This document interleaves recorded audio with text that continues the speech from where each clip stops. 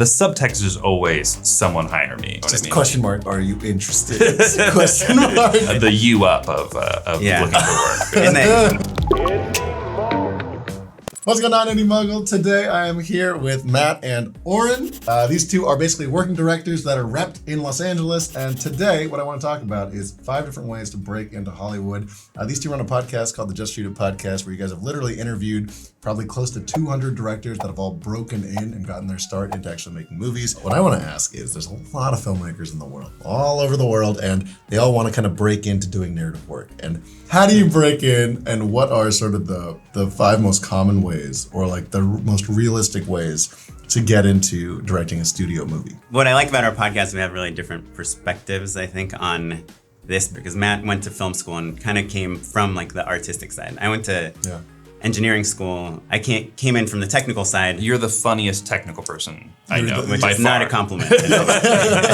On this topic, in the creative industry, I think what we've seen is like nobody is like trying to hire a generic creative person. They're always trying to hire someone who makes interesting work. So you can never go and say like, hey, do you have a job for me? The first way, Matt calls it the lottery ticket way, which it's being at the right time, the right place with the right talent and the right package. If you spend your whole life working towards buying one lottery ticket, then it would maybe be a more apt metaphor. But I'm a kid coming out of high school. What are my moves to make this work? Yeah, I mean, I think you probably start with like a fancy schmancy film school or some sort of real training. Maybe like you're around other artists and like you're interning early, like you're really like cutting your teeth in a significant way early on. Right. So then from there, what are they doing in film school that's different that makes this lottery ticket work? I think that oftentimes they have a very clear point of view and voice. They come in a little more fully formed, right? Yeah. So you watch Wes Anderson's short film from college and you're like, oh. This person has known for a very long time exactly what kind of movies he wants to make. Yeah. So we talk about like Ryan Coogler as this perfect example,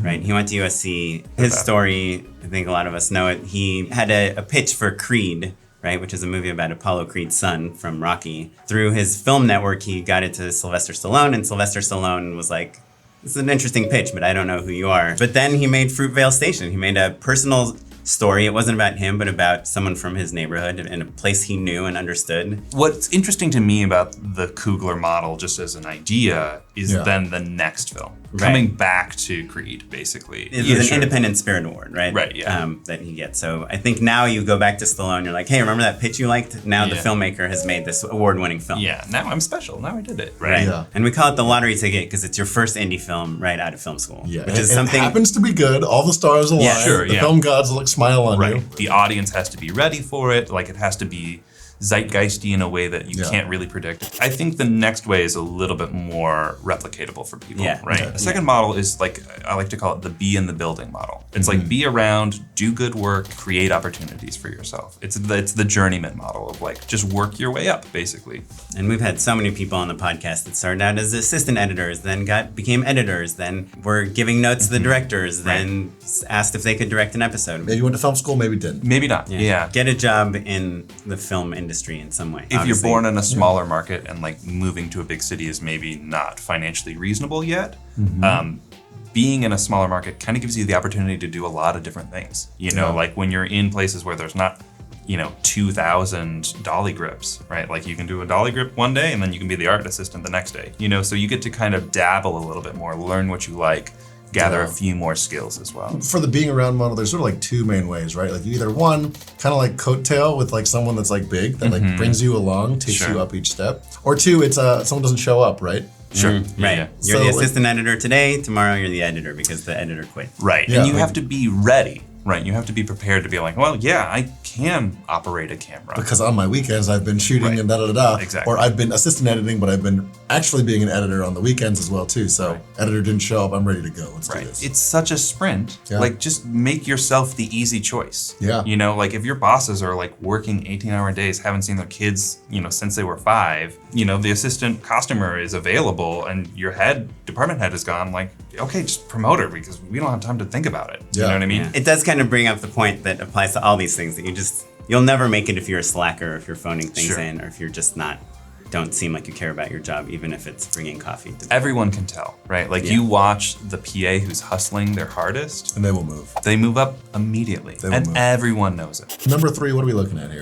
DIY. Yeah. DIY. So this we is- like DIY and indie muggles, so that's true. let's get That into is this. true. This This is is the lone wolf. This is like, you're out in whatever market you are in, right? You grew up in this town. This is maybe the hometown film, right?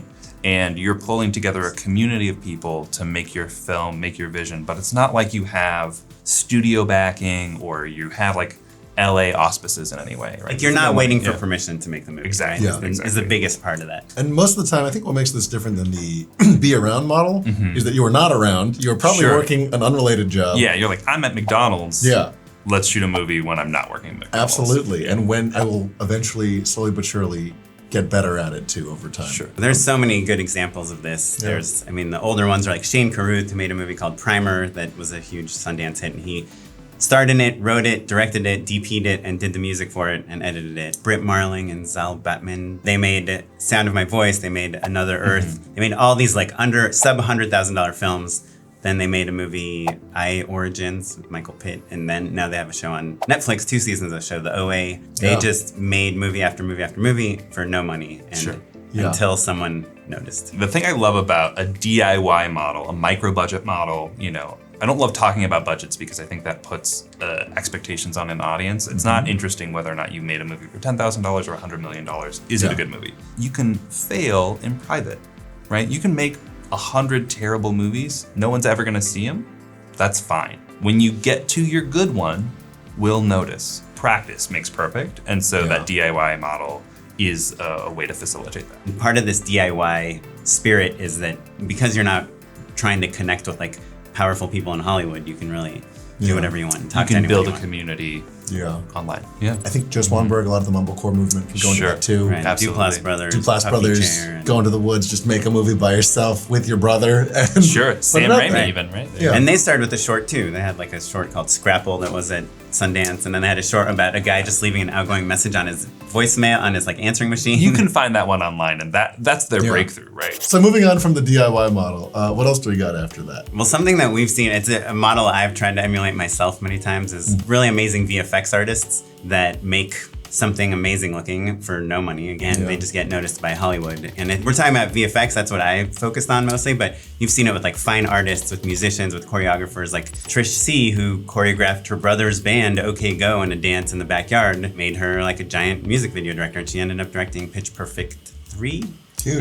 And she's now a big studio film Huge director working off director. of showing off her choreography skills in the backyard. The key to all these people is that when they make their work, everyone's looking at samples of your work, but their sample is just different on another level because they have some added skill, whether it's fine arts or choreography or VFX. And I would say also the other thing just to keep in mind is the thing, if you're at home thinking like, oh, well, I don't do animation, right? I don't do VFX. There is something special that you do, and that maybe is something we haven't seen before. Like the weirder it feels, the better off you are. We had the creators and stars of the movie Greener Grass, which was a hit at Sundance this last year. And they started with a short film, right? Yeah. And it's kind of just like an offbeat sort of comedy, but the thing that makes it stand out is its tone, its sensibility. Like they have braces, there's like weird spit stuff, the sound is very strange. It's super gauzy and like very like colorful. But it's just fresh. And It's like, oh, what's my weird sensibility? Yeah. What's the thing that I like that no one else likes can be that sort of core competency. all right, so the fifth and final way, what are we talking about? Digital, right? So, this is one of the most common things we see nowadays. There's High Maintenance, there's Drunk History, there's Broad City, there's all these shows that came. So we know Mystery Guitar Man, he made a movie that played at Cannes. And We're talking about his first feature, Arctic. Correct, yeah. Okay. he had a very popular YouTube channel that Right. where he made all these amazing musical montages. Right, and he moved into like doing some commercials and things like that, but he was signed at CAA before Arctic was a part of the conversation at all.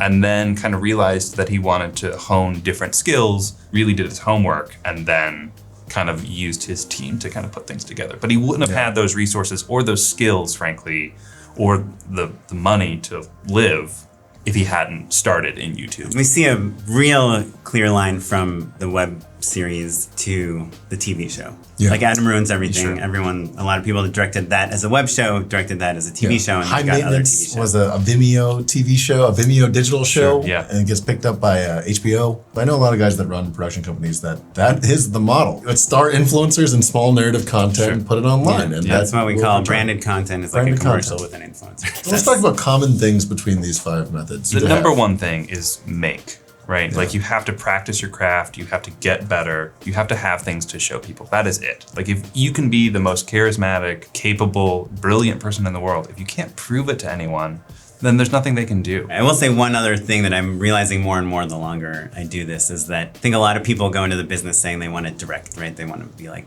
an auteur or whatever, and that's the be all end all of everything. And just the longer I do this, the more I realize that like being a good editor, being a good producer, being a good DP or good writer for me can sometimes be more satisfying. Like it's become less and less important for me to have like the name as the director credit on things, and just more important to like make things I'm excited about. Thanks for coming on to the podcast and for the show. If you guys have any questions, go bug them on Just Shoot It Podcast. Yeah, It's a we're place at for Just Shoot questions. It Pod across all social media. Yeah, and they do have the green light to send questions and be annoying and bother you guys. Oh yeah, you want an agent? You've Email got me. it, Mogul. Let's go. Send your questions, get an Yeah. agent, send them your spec scripts and your short Yeah. films. It's Don't send Yes, them. absolutely Don't send them. send Do it. Good day. Goodbye. Thank you.